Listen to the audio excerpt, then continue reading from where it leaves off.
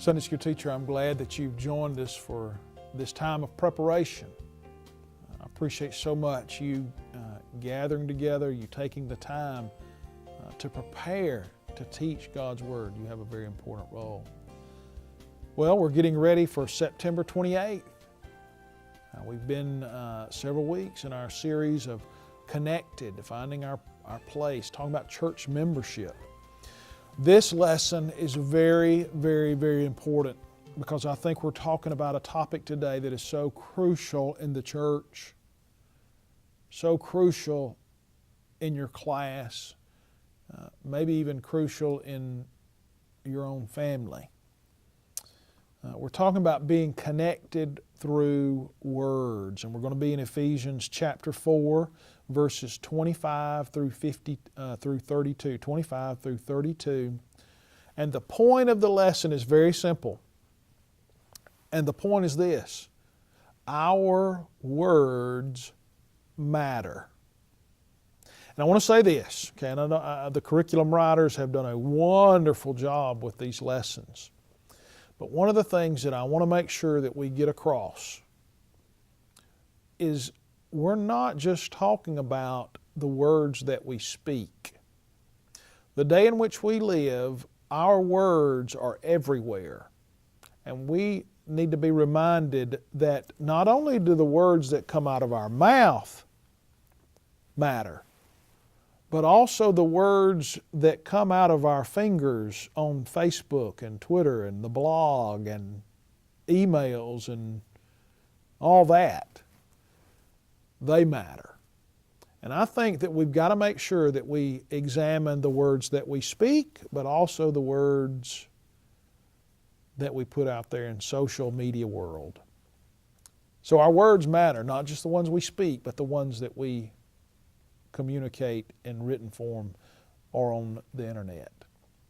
You know, our words are powerful. Words are very powerful. The words that we use have a great impact on how we relate to each other. What we say, what we write, how we communicate will affect how we connect to each other in the church. Our words can be the determining factor of whether we are connected or whether we are unified or whether we are divided and ununified.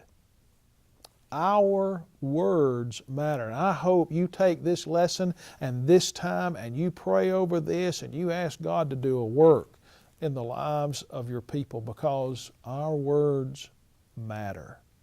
So let's look at these.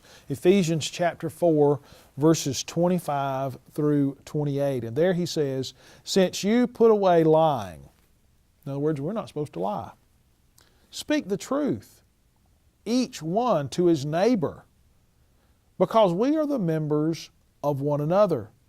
Be angry and do not sin. Don't let the sun go down on your anger. And don't give the devil an opportunity. The thief must no longer steal. Instead, he must do honest work with his own hands so that he has something to share with anyone in need.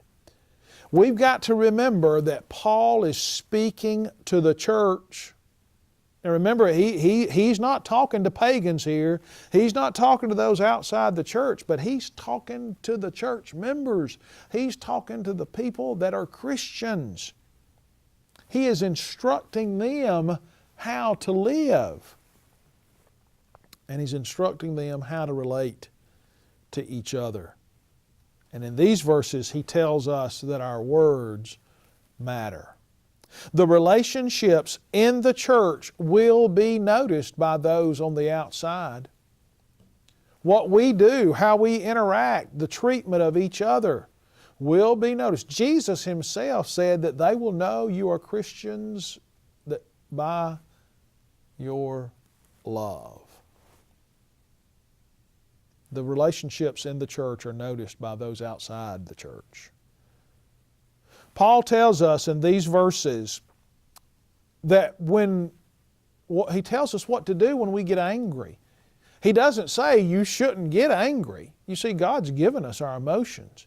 He's saying that when you get